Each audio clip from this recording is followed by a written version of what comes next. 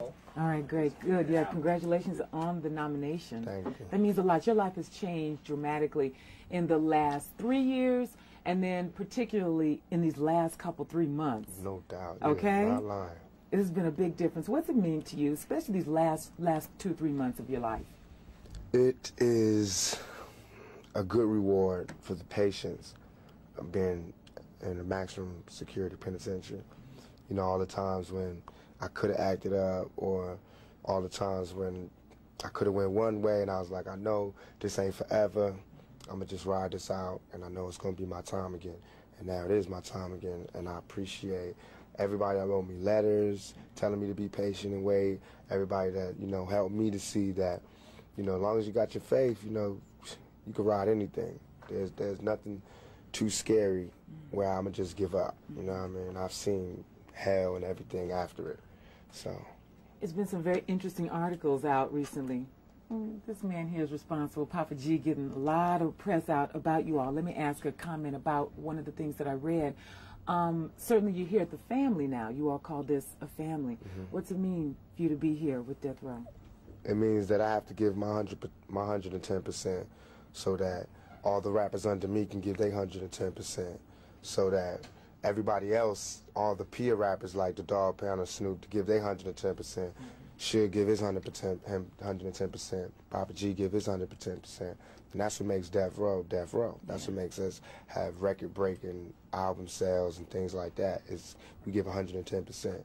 So for me, it's good. It just means that, you know, I'm somewhere where if you're persistent and efficient, you get rewarded, and that's what everybody wishes for. Your focus seems clear. I think, like you said, being in maximum security, certainly there's a lot of things for one's head and one's focus and desires and dreams. You come out, you hear a lot of controversy going on right now about rap, just Time Warner dropping Interscope and a lot of things that have resulted from people saying it's a bad image, it's bad for young people. Tell us your comments on that. I said so many comments on this, but basically it's a hypocritical view, because what you're saying is it's okay for us to live in the dirt, in the gutter, in less than human conditions, but it's not okay for us to tell people that we're living in these conditions. Everything was cool, you know. The ghetto was okay. It was habitable until we started talking about exactly what were the repercussions of living this type of lifestyle. What happens when you live in this kind of environment? What type of person it changes you into? Now all of a sudden it's like you can't talk about that. But this is what we live in. We don't have a choice. You know what I mean? It's either we really kill people, do dope, sell dope, and have murders and do all this crazy stuff, or we talk about the fact that we got so close, man. If it wasn't for this rap thing, we would really have to do A, B, and C. You know what I mean? And that's not good. That's not nothing to look up to, but that's the truth. That's how it is, you know. Every human being inside your chest or your stomach or whatever, we all given from God the survival instinct. And everybody has to live. Self-determination. You have to live. You have to be able to live and survive and live like a human being, not like an animal. So whatever it takes to live like that is what happens, whatever it takes. If you put Bob Dole in those conditions, he would do the same thing. So would C. Dolores Tucker. If she wasn't so rich, she didn't have the pearls, and she didn't have the NAACP backing her up, and all these conventions and coalitions backing up, and she was by herself, and she was on welfare, she would love our music, because she would know what this music breeds. She would know where we from, what we talking about.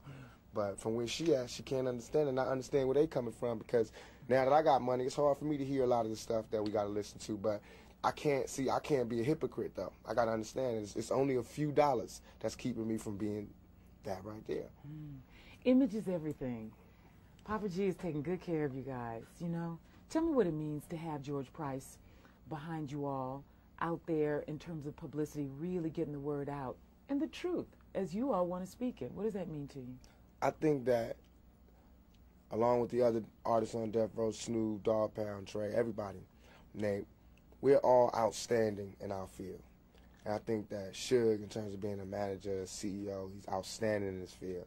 I think that Papa G is just keeping that tradition along by being outstanding in the field of publicity and getting the things that we have in our head to the heads of millions of people, letting them see what we see and look at it how we want them to look at it. You know what I mean? Like the vibe cover, that's how we feel, like a mob, like a family. You know, we want people to see that. Not mob like guns and things, but mob like family. Like you say to do this, we do this. And like with the New York Times cover, that's like the ghetto coming home picture, you know what I mean, with the cash and all of that. Every time somebody come out of jail, they got to take those kind of pictures. They got to get their humanity back from all the days they had to bend over and have some man looking in they, you know what I mean, for all the times they had to strip naked, for all the times they had to cut their visit short and couldn't hold their girl and couldn't kiss their girl. Now you get to floss like that, you know what I mean. Now you get to act like that. And it's not because I'm going nanny to other people. It's because I'm doing this for the guards. You know, for the people who thought I was guilty, for everything, for all the people who didn't believe that it could come to this point. I mean, look, they could shoot me 5 times, call me a rapist, and throw me in jail, and I'm gonna bounce back. I'm not gonna give up. You know what I mean? That shows the resilience of a young black man.